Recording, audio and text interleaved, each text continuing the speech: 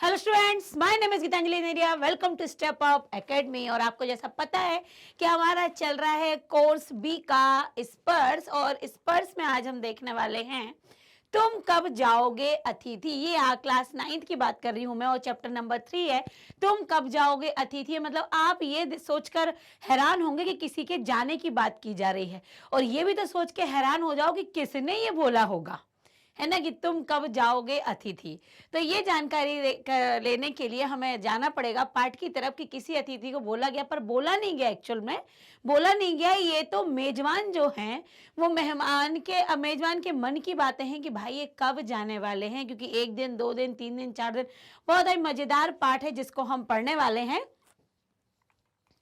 ये सब आप देख ही रहे हैं यहाँ पर स्लाइड, है ना, ये आपके लिए ही है। मैं क्या इसमें एक्सप्लेन करूं, आप सब कुछ देख पा रहे हैं। तो चलिए हम बढ़ते हैं पाठ की तरफ।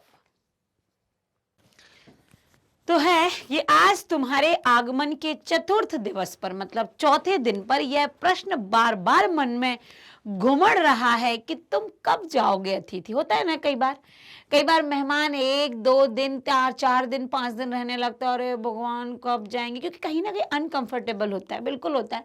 हम भी किसी के यहाँ जाते हैं तो फिर अगर हम बिल्कुल जा रहे हैं मामा के यहाँ मासी के यहाँ, बात अलग हो जाती है कि छुट्टियां मनाने जा रहे हैं भाई, हम आएंगे यार 7-8 दिन के लिए, ऐसे हम बोल देते हैं। सामने वाला मेंटली प्रिपेयर होता है कि इतने दिन में आएंगे, क्योंकि सबकी अपनी प्राइवेसी होती है, सबके अपने काम होते हैं। आपके कारण कोई काम छोड़ के बैठता है फिर तो वो अपने काम करेगा ना। तो और जब अचानक कोई अतिथि आ जाए जिनका पता ही ना हो ये कब तक रुके, और 1 दिन 2 दिन 3 दिन 4 दिन 5 दिन, कुछ अता ही पता नहीं उनके जाने का, तो उस समय लेखक लिख रहे हैं कि चौथा दिन हो गया, मन में घुमड़ घुमड़ हो रही है कि तुम कब जाओगे। तुम यहां बैठे निस्संकोच सिगरेट का धुआं फेंक रहे हो, उसके ठीक सामने एक कैलेंडर है, देख रहे हो ना, इसकी तारीख है अपनी सीमा में नम्रता से फड़फड़ाती रहती हैं। मतलब वो मन ही मन कह रहा है भाई, या तो तुम बैठे बैठे सिगरेट फूंक रहे हो, आपको दिख नहीं रहा सामने का कैलेंडर कि आप कब आए थे और कितने दिन हो गए। बेगा 2 दिनों से मैं तुम्हें दिखाकर तारीखें बदल रहा हूं। तुम जानते हो, अगर तुम्हें हिसाब लगाना आता कि यह चौथा दिन है, तुम्हारे सतत आतिथ्य का चौथा भारी दिन, मतलब मेहमान नवाजी तुम्हारी हो रही है, उसका भारी दिन है चौथा। तुम्हारे जाने की कोई संभावना ही नहीं दिख रही कि तुम्हें कब जाना है, कुछ लग ही नहीं रहा कि तुम जाओगे। लाखों मील लंबी यात्रा करने के बाद वे दोनों एस्ट्रोनॉट्स भी इतने समय चांद पर नहीं रुके थे। चांद पर जाने के लिए वो 4-5 दिन वहां रहे नहीं थे जितने समय तुम एक छोटी सी यात्रा कर मेरे घर में आए हो। तुम अपने भारी चरण कमलों की छाप मेरी जमीन पर अंकित कर चुके हो। तुमने एक अतरंग निजी संबंध मुझ में स्थापित कर लिया है। तुमने मेरी आर्थिक सीमाओं की वैजनी चट्टान देख ली है। तुम मेरी काफी मिट्टी खोद चुके हो। मतलब अब तो जाओ, लंबे समय से टिके हुए हो तुम लौट जाओ अतिथि। तुम्हारे जाने के लिए यह उच्च समय अर्थात हाई टाइम है। क्या तुम्हें तुम्हारी पृथ्वी नहीं पुकारती? क्या तुम्हें ये नहीं लगता कि अब इतने दिन हो गए, हमें जाना चाहिए? उस दिन जब तुम आए थे, मेरा हृदय किसी अज्ञात आशंका से धड़क उठा था। अंदर ही अंदर कहीं मेरा बटुआ कांप रहा था। इसके बावजूद एक स्नेह भीगी मुस्कुराहट से मैंने तुम्हें गले लगाया, और मेरी पत्नी ने तुम्हें सादर नमस्ते बोली। तुम्हारे सम्मान में ओ अतिथि, हमने रात भर के भोजन को एक उच्च मध्यम वर्ग के डिनर में बदल दिया। तुम्हें स्मरण होगा कि 2 सब्जियां और रायते के अलावा हमने मीठा भी बनाया था। इस सारे उत्साह और लगन मूल में एक उम्मीद थी कि 1-2 दिन रुकोगे, फिर आप चले जाओगे। आशा थी कि दूसरे दिन किसी रेल से एक शानदार मेहमान नवाजी की छाप अपने हृदय में लेकर तुम यहाँ से चले जाओगे। हम तुमसे रुकने के लिए आग्रह करेंगे, मगर तुम नहीं मानोगे। एक अच्छे अतिथि की तरह चले जाओगे, ऐसा हमने सोचा था, पर ऐसा नहीं हुआ। दूसरे दिन भी तुम अपनी अतिथि सुलभ मुस्कान लिए घर में ही बने रहे। हमने अपनी पीड़ा पी ली और प्रसन्न बने रहे। स्वागत सत्कार के जिस उच्च बिंदु पर हम तुम्हें ले गए थे, वहां से नीचे उतरकर हमने फिर दोपहर के भोजन को लंच में बदल दिया, और रात्रि को तुम्हें सिनेमा भी दिखाया। हमारे सत्कार का यह आखिरी छोर है जिससे आगे हम किसी के लिए नहीं बढ़े। इसके तुरंत बाद भावभीनी विदाई का वह भीगा हुआ क्षण आ जाना चाहिए था। मतलब मैंने बढ़िया डिनर करा दिया, दूसरे दिन लंच करा दिया, मूवी भी दिखा दी, अब तो कम से कम वो क्षण आए जब मैं आपको विदाई कर दूं। जब तुम विदा होते और हम तुम्हें स्टेशन तक छोड़ने जाते, पर तुमने ऐसा होने ही नहीं दिया कि हम तुम्हें छोड़ने जाएं। तीसरे दिन की सुबह तुमने मुझसे कहा, मैं धोबी को कपड़े देना चाहता हूँ।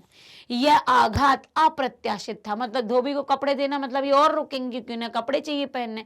नहीं तो नॉर्मल व्यक्ति क्या करता है, जब कपड़े रखता जाता है, भैया 2-3 दिन में तो घर ही जाना है, अपने घर में धो लेंगे कपड़े।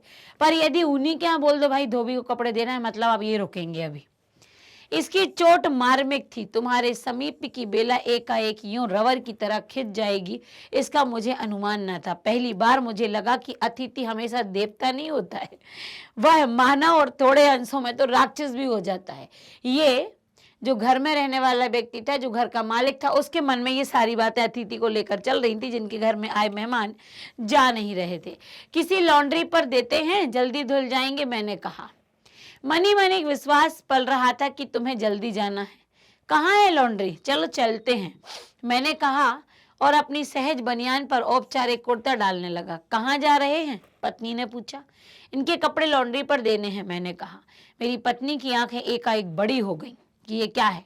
आज से कुछ बरस पूर्व उनकी ऐसी आंखें देख मैंने अपने अकेलेपन की यात्रा समाप्त कर बिस्तर खोल दिया था, पर अब जब वे ही आंखें बड़ी होती हैं तो मन छोटा होने लगता है। इस आशंका और भय से बड़ी हुई थी कि अतिथि अधिक दिनों तक ठहरेगा। मतलब वो कहने लगी, जब उन्होंने कहा कि इनको लॉन्ड्री ले जाओ, ऐसे कि मतलब ये रुकेंगे अगर ये लॉन्ड्री पूछ रहे हैं तो।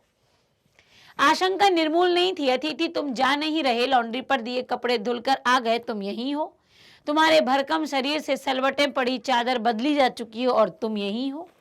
क्या होता है, ज्यादातर रिश्तेदार जाते फिर अपन चादर को उठा के धुलते हैं भाई, है ना। लेकिन अभी चादर बदल दी गई, आपके सामने ही बदल दी गई, फिर भी आप यही हो। तुम्हें देखकर फूट पड़ने वाली मुस्कुराहट धीरे धीरे फीकी होने लगी। ठहाकों के रंगीन, जहां हम हंसते थे बहुत, वो रंगीन गुब्बारे जो कल तक इस कमरे के आकाश में उड़ते थे अब दिखाई नहीं देते। मतलब धीरे धीरे घर का माहौल नॉर्मल होने लगा। बातचीत की उछलती हुई गेंद चर्चा के क्षेत्र के सभी कोनलों से टप्पे खाकर फिर सेंटर में आकर, मतलब उनसे मिलकर इधर उधर की सारी बातें कर ली। अब तो इतने तुम रुक गए हो कि बात ही नहीं बची करने के लिए, सन्नाटा छा गया है। अब इसे ना तुम हिला रहे हो ना मैं। कल से मैं उपन्यास पढ़ रहा हूं और तुम फिल्मी पत्रिका के पन्ने पलट रहे हो। शब्दों का लेन देन मिट गया, चर्चा के विषय चुक गए।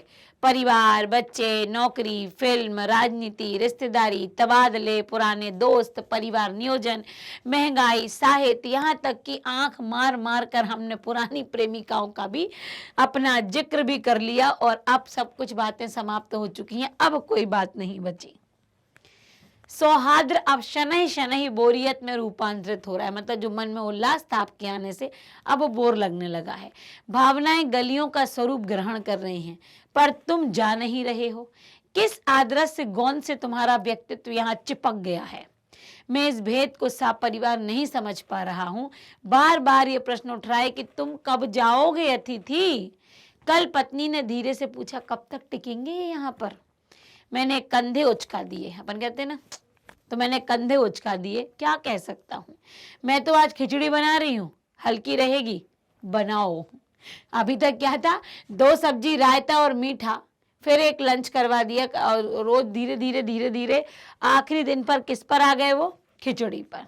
सरकार की ऊष्मा समाप्त हो रही थी, डिनर से चले थे, खिचड़ी पर आ गए। अब भी अगर तुम अपने बिस्तर को गोलाकार रूप नहीं दोगे, मतलब बिस्तर को नहीं बांधोगे, तो हमें उपवास करना होगा। तुम्हारे मेरे संबंध एक संक्रमण के दौर से गुजर रहे हैं।